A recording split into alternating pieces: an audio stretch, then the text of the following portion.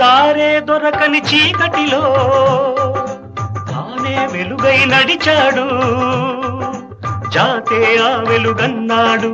జాతి పిత మన జాతి పిత, దిక్కులు తెలియని సమయంలో తానే దిక్కుగా నిలిచాడు, శాంతిని నేతగా నిలిపాడు.